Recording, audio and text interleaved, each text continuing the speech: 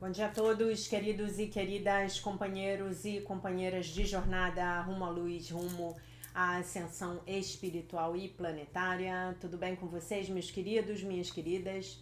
Então, hoje é dia 20 de agosto de 2025, quarta-feira, e nós vamos juntos dar continuidade à nossa jornada 2025, uma nova escolha, através dos ensinamentos de um curso em milagres. Estamos no segundo texto da segunda parte do nosso livro de exercícios de um curso em milagres. O segundo texto é o que é a salvação. Vamos a ele. A salvação é uma promessa feita por Deus de que encontrarias finalmente o teu caminho até ele. Ela não pode deixar de ser cumprida. Ela garante que o tempo terá um fim e que todos os pensamentos nascidos do tempo também terão um fim. O verbo de Deus é dado a todas as mentes que pensam ter pensamentos em separado, e ele substituirá estes pensamentos de conflito com o pensamento da paz. O pensamento da paz foi dado ao Filho de Deus, no instante em que a sua mente pensou em guerra. Antes disso, não havia necessidade de tal pensamento, pois a paz era dada sem opostos e simplesmente existia. Mas quando a mente se dividiu, a cura se fez necessária. Assim, o pensamento, que tem o poder de curar a divisão, tornou-se parte de cada fragmento da mente, que, embora ainda permanecesse una, deixou de reconhecer a sua unicidade. Neste momento, ela não mais se conhecia e pensou que havia perdido a própria identidade. Né? Aqui é muito interessante, né? Porque ele tá, de alguma maneira, ele está nos contando qual é a história dessa mente dividida, né? Qual é a gênese dessa mente dividida, né? A salvação é um desfazer, no sentido de que nada faz por não apoiar o mundo de sonhos e malícia, e assim afasta as ilusões. Por não apoiá-las, as abandona simplesmente no pó. Assim, o que escondiam é agora revelado. Um altar para o santo nome de Deus, no qual está escrito o seu verbo com as dádivas do teu perdão, depositadas diante dele, e logo atrás a memória de Deus. Vamos diariamente a esse santo lugar para passarmos algum tempo juntos. Aqui compartilhamos o nosso sonho final. Um sonho em que não há tristezas, pois contém um indício de toda a glória que nos é dada por Deus. A relva desponta na terra, as árvores começam a brotar e os pássaros vêm viver em seus galhos. A terra renasce com uma nova perspectiva. A noite desapareceu e chegamos até a luz. Isso aqui é uma metáfora, tá, gente? E Jesus, ele apela para essa metáfora da terra seca em vários pontos do livro.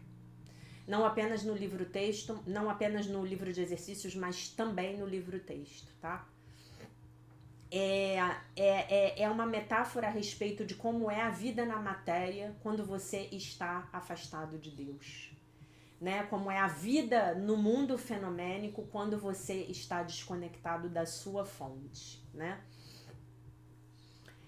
E aí ele apela, né? Acho que até um pouco poético, né? Para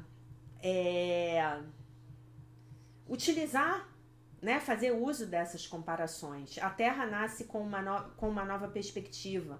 A noite desapareceu e juntos chegamos até a luz.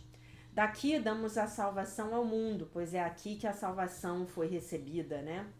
A canção do nosso júbilo é o chamado para todo o mundo, anunciando que a liberdade está de volta, que o tempo, a percepção do tempo da terceira dimensão, está quase no fim, que ao Filho de Deus só resta mais um instante de espera, até que o seu Pai seja lembrado. Os sonhos acabem, e a eternidade brilhe, afastando o mundo, e só o céu exista agora, tá bom? Então, o que é a salvação? A salvação é a nossa reconexão com Deus, tá? Isso é que é ser salvo. Isso é que é ser salvo. Não adianta você ter uma vida reta, digamos assim, uma vida correta, e você não se lembrar de Deus, e você não se reconectar com Deus. Não adianta. Entendem? Essa coisa que as religiões pregam, tipo,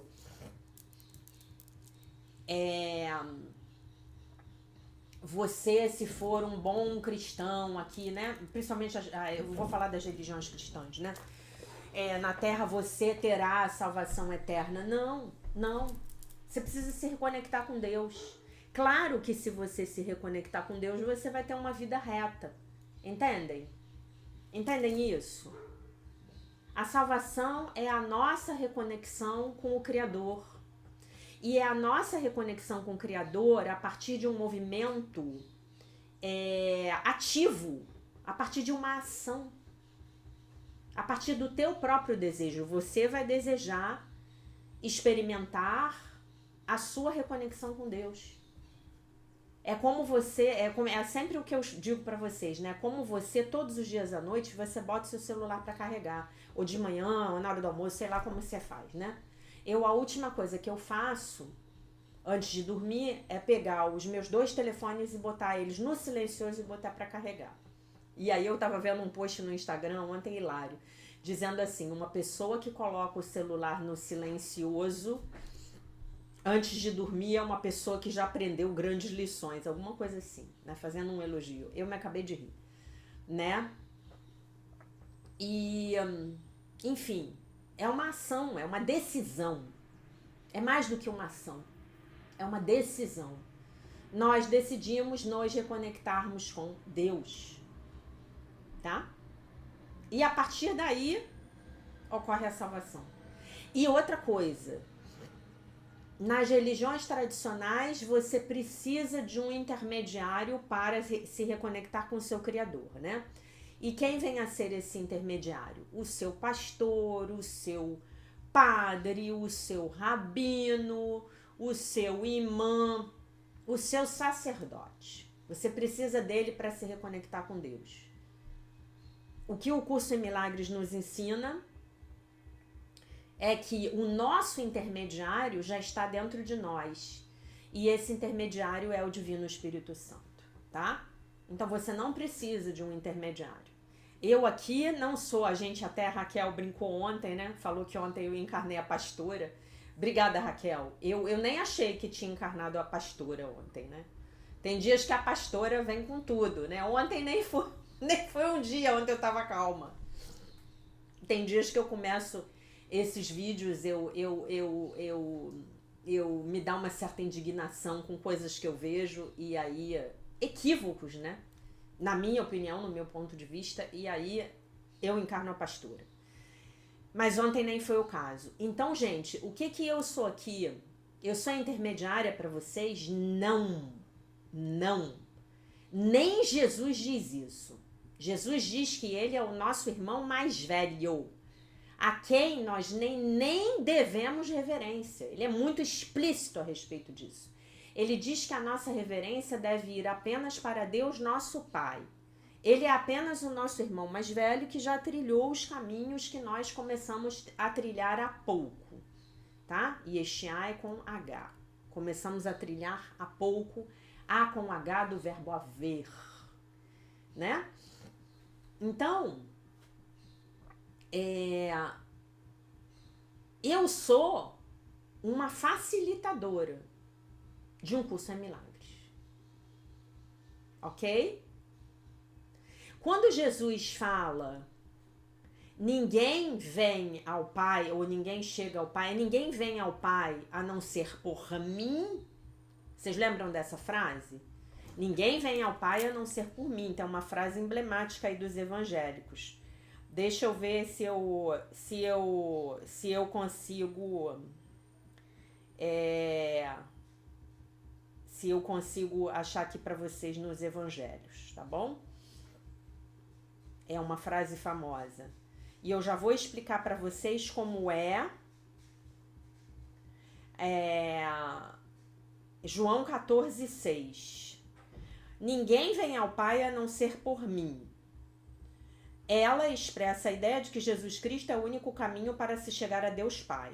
Jesus se apresenta como o caminho, a verdade e a vida, afirmando que ninguém pode conhecer o Pai ou ter comunhão com ele senão por meio dele, de acordo com a Bíblia. Então, para a fé cristã, a gente aprendeu isso lá no catecismo, ninguém vem ao Pai a não ser por mim, quer dizer que temos que crer em Jesus, mas não era disso que ele estava falando. E ele corrige isso em Um Curso a Milagres. Ele estava falando dele como Espírito Santo. Por quê? Porque ele, enquanto encarnado, quando ele começa, enquanto encarnado não, porque ele ainda tem um período de lembrança, né? Quando ele começa finalmente a pregar aos 30 anos, ele só ouvia a voz do Espírito Santo. Então, ele e o Espírito Santo passam a ser sinônimos dentro de Um Curso em Milagres. Então, quando ele fala, ninguém vem ao Pai a não ser por meu intermédio, ele está falando, ninguém vem ao Pai a não ser por intermédio do Espírito Santo. O que é o Espírito Santo? É a ponte, é o consolador, é o professor, é o mestre. E onde está o Espírito Santo? O Espírito Santo está do lado de fora? Não. O Espírito Santo está do lado de dentro. O Espírito Santo, como dizia a minha professora, é a lembrança de Deus em nós. Então, o Espírito Santo está dentro. É a lembrança da nossa origem, tá bom? Ok? Então, isso é a salvação. É essa consciência, é esse entendimento. Tá bom? Que estejas em minha mente, meu Pai, durante todo o dia, lição 232. Que estejas em minha mente, meu Pai, quando eu acordar, e ilumina-me durante todo o dia de hoje. Que cada minuto seja um momento no qual habito contigo, e que eu não esqueça, a cada hora, de dar-vos graças por teres permanecido comigo, porque estarás sempre presente para ouvir e responder ao meu chamado. Quando a noite vier, que todos os meus pensamentos ainda estejam contigo e com o teu amor, e que eu adormeça certo da minha segurança, do teu cuidado e com a feliz consciência de que sou teu filho. Assim devem ser todos os dias. Hoje pratica o fim do medo. Tem fé naquele que é o teu Pai. Confia-lhe todas as coisas. Deixa-o revelar-te todas as coisas e ser destemido, pois tu és o Filho de Deus. Tu és o Filho de Deus. Não sou eu que estou falando mais. Agora já é Jesus. Eu vou completar.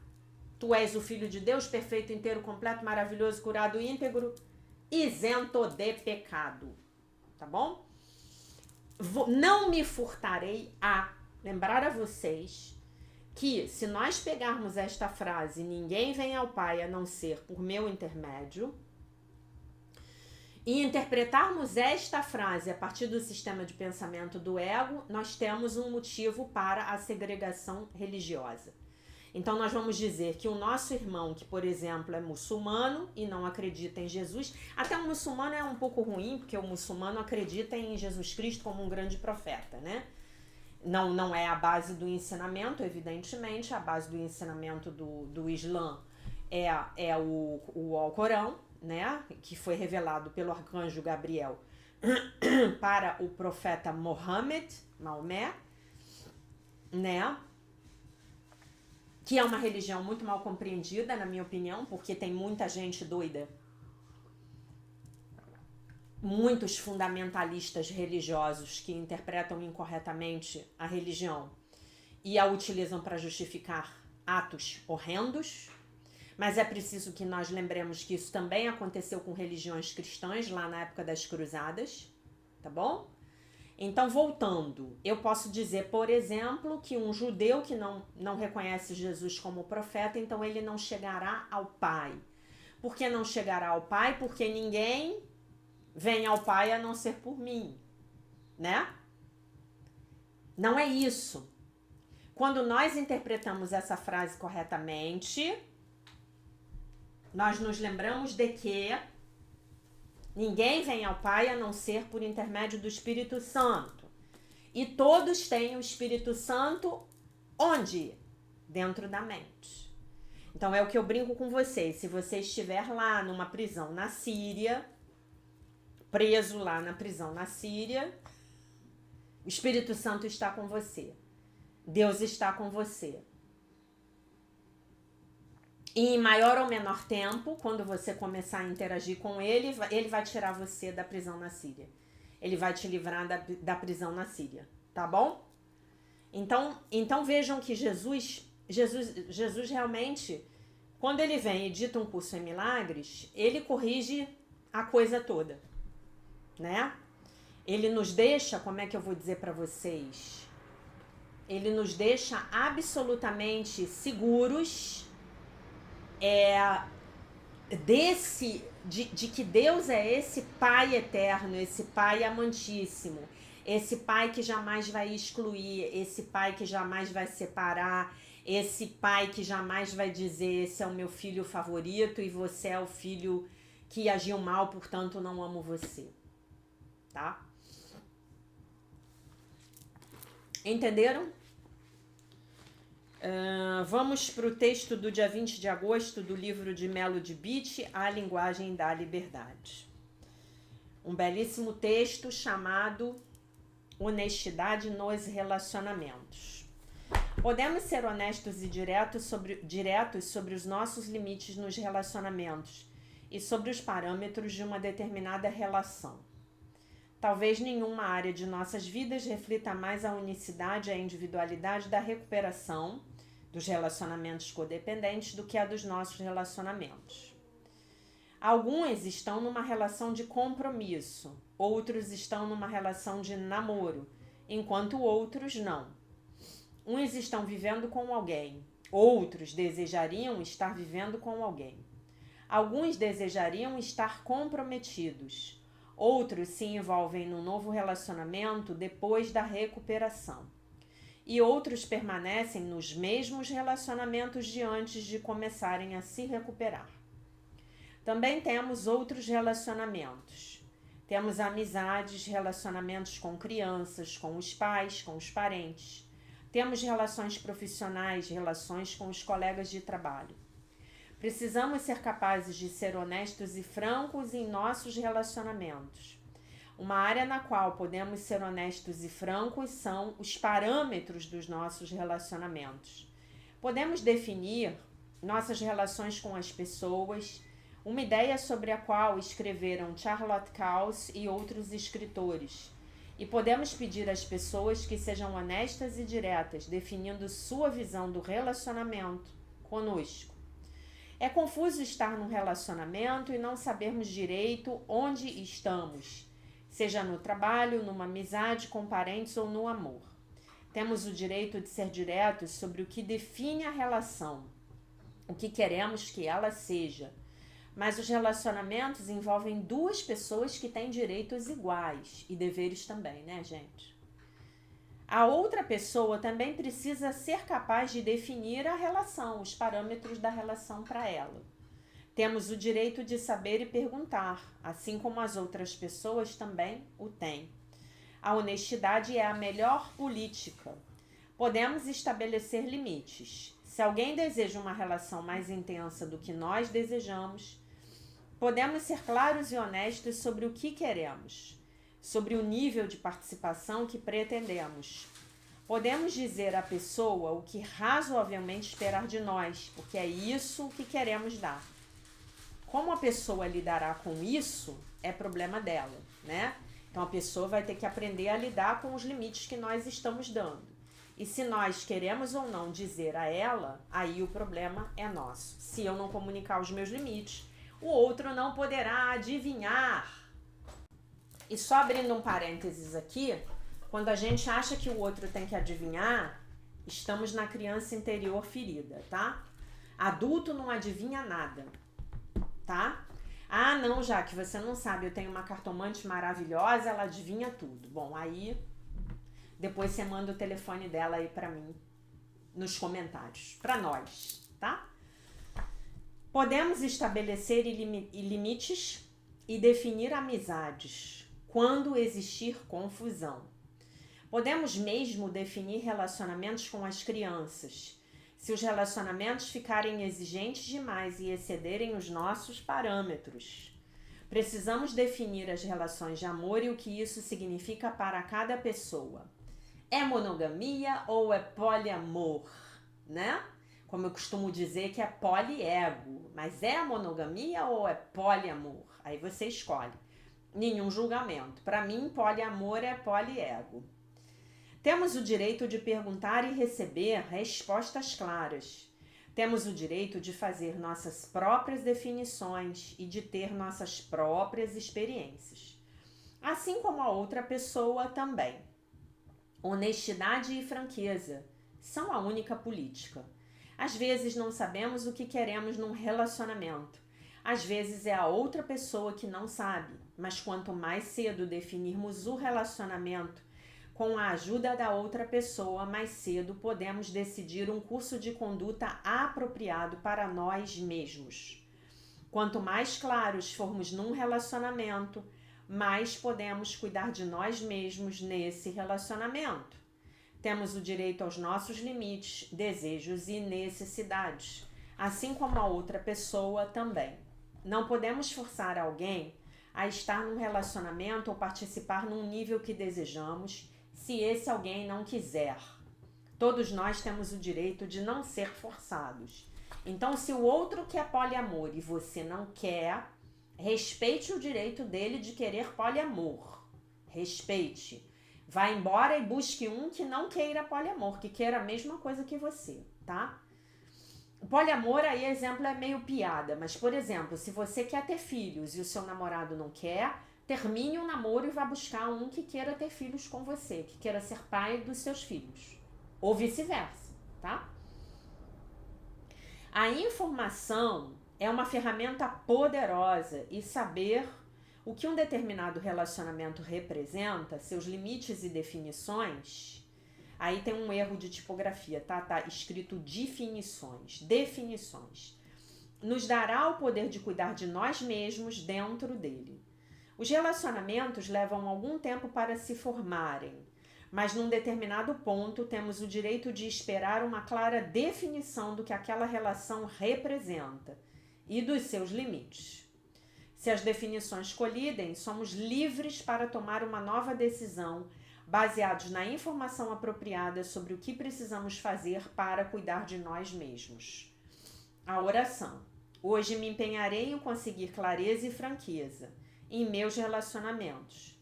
Se agora tenho alguns relacionamentos obscuros e mal definidos, e se dei a eles tempo suficiente para se formarem, começarei a agir para definir esse relacionamento. Deus, ajude-me a libertar-me do medo de definir e compreender a natureza de meus relacionamentos atuais. Guia-me à clareza, a pensar clara e saudavelmente. Ajude-me a saber se o que eu quero é certo. Ajude-me a saber que se não puder conseguir isso da outra pessoa, o que eu quero ainda é certo.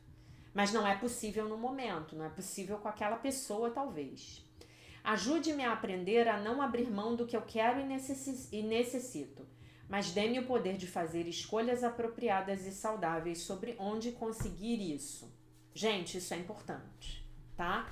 Porque se a gente fica querendo forçar o outro a nos dar aquilo que a gente quer, ou a aceitar da gente menos do que ele merece, nós estamos no ego, nós estamos na sombra. Então vamos pegar o exemplo do filho. Ah, eu não quero ter filho, eu quero ter filhos, o meu namorado não quer. Isso é muito importante para mim, eu não me vejo sem ter filhos no futuro, então eu preciso terminar essa relação e buscar uma relação com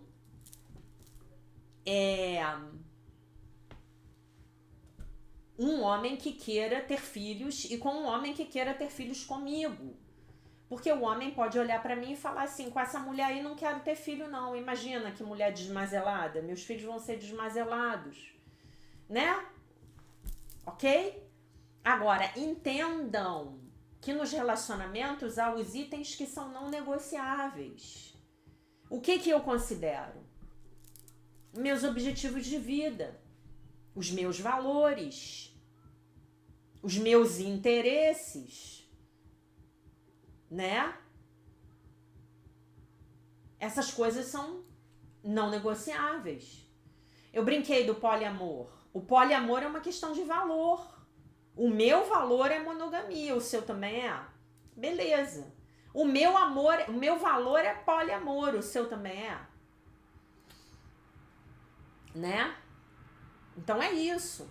E nós não podemos querer transformar o outro em algo que ele não é. Por isso que é mais sábio, é mais inteligente, é mais correto, é mais honesto, é mais íntegro eu definir essas coisas antes de me envolver romanticamente com alguém. Né? Tá bom? Pensem nisso. Fórmula de 3 passos para o sucesso financeiro. Livro Sucesso Sagrado, de Barbara Stein, um curso em milagres financeiros. Fórmula de 3 passos para o sucesso financeiro. A riqueza é grandemente o resultado de um hábito. Frase de John Jacob Astor, que infelizmente faleceu no naufrágio do Titanic, né? Que não foi acidental coisa nenhuma. A essas alturas, acho que vocês já devem saber dessa história, né? Já cobrimos aqui uma grande quantidade de informação num pequeno espaço de tempo. Você não vai aprender tudo isso lendo esse livro uma vez. E com certeza nós fizemos apenas o básico, né? Então eu recomendo aos participantes do meu retiro a prática da disciplina da afluência. São 3 passos a serem seguidos, né? Uma fórmula de 3 passos a serem seguidos por no mínimo 4 meses. Você vai ficar surpreso com o que vai acontecer. Eu comecei a fazer isso décadas atrás e continuo até o dia de hoje. Então, passo número 1. Todos os dias leia alguma coisa sobre o dinheiro. Eu chamo esse passo de escola de aprendizado por osmose. Não faça isso lendo, né, as manchetes dos jornais ou lendo a revista Dinheiro. Ou melhor, faça isso mesmo que seja gastando 1 ou 2 minutos olhando as manchetes da seção de negócios do jornal ou lendo a revista Dinheiro, em vez de ler a revista Caras, enquanto você espera na fila do supermercado. Ou você lê um parágrafo de um livro sobre finanças antes de ir para a cama, né? Aí depois eu vou dar uns livros para vocês que eu gosto, tá? Eu vou dar umas indicações de livros para vocês que eu não vou ler, a gente não vai ler aqui. São livros da Seichonoye que falam especificamente de dinheiro e eu vou recomendar eles para vocês. Eu vou escrever eles, vou fazer um post no Instagram, tá bom? Para vocês.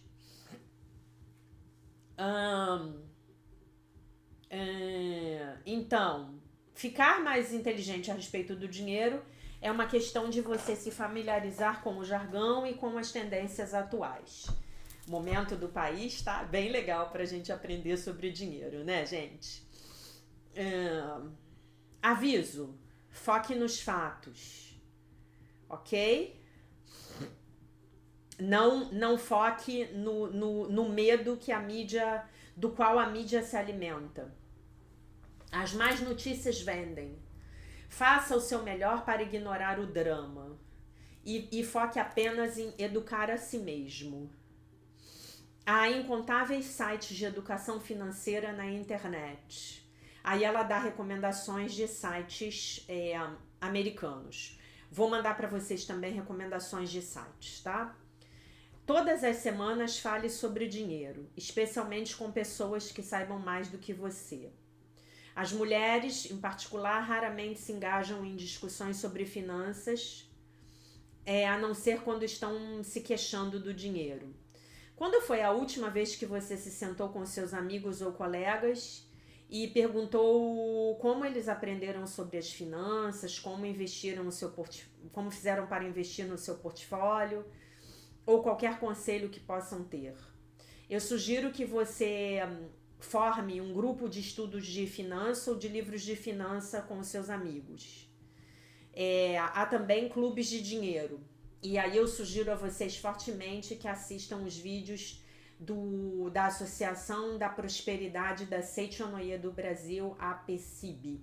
APSIB, APSIB, tá bom? É a minha associação. Eu sou da prosperidade. APSIB.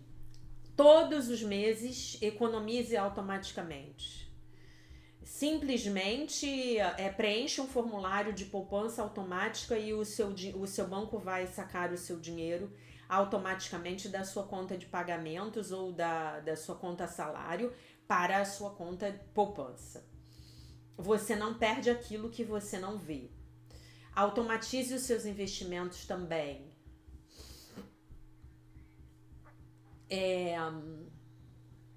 Com o que é conhecido média do custo do dólar. Eu não sei o que é isso. Isso significa uma transferência regular de uma certa quantidade de dinheiro para um fundo mútuo. Muitos de vocês podem estar pensando, mas eu não tenho nada que sobre no final do mês. Se esse for o caso, coloque colocando o troquinho numa jarra no final de cada dia, moedinhas, né? Rastreie as suas despesas para ver onde você pode fazer cortes. E aquelas economias que você tiver colocado no jarrinho, pegue-as e deposite diretamente na sua conta bancária de economias a cada mês. Você vai ficar surpreso quão rápido pequenas somas crescem. Aí ela dá aqui algumas dicas de site, de investimento, dá sites que tem calculadoras financeiras, planilhas de investimento, de orçamento e tudo mais. Sempre há algo mais para se aprender, é claro, mas esse é um bom começo. Compreender essas noções básicas é como aprender a fazer, acho que alguma coisa tipo stand-up paddle, tá? Você está pronto para saltar, mas você está pronto para cair aqui, eu acho que é isso que ela está querendo dizer, mas você poderia fazer uma pequena tentativa no início, e quanto mais tempo você gastar nas suas águas financeiras, melhor você vai ficar. E quanto mais você aproveitar, quanto mais você se divertir com isso, né, e mais você vai se divertir com isso com o seu financista interior. E antes que você saiba, você estará pronto para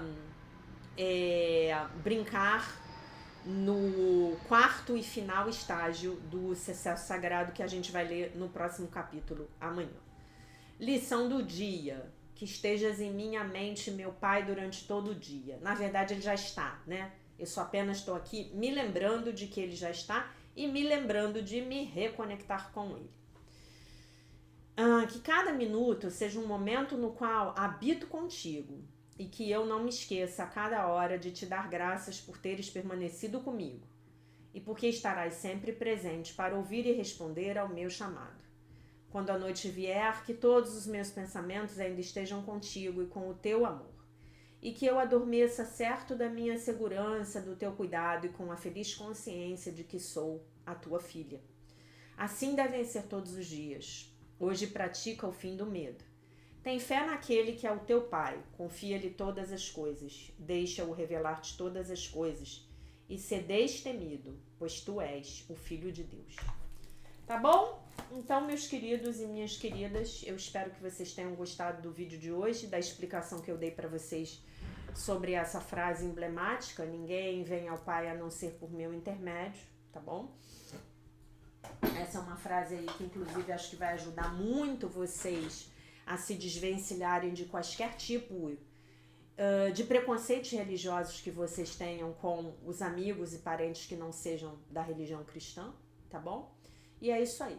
Eu deixo vocês com a paz de nosso Senhor Jesus Cristo, com um beijo imenso. E se Deus quiser, nós nos vemos novamente amanhã.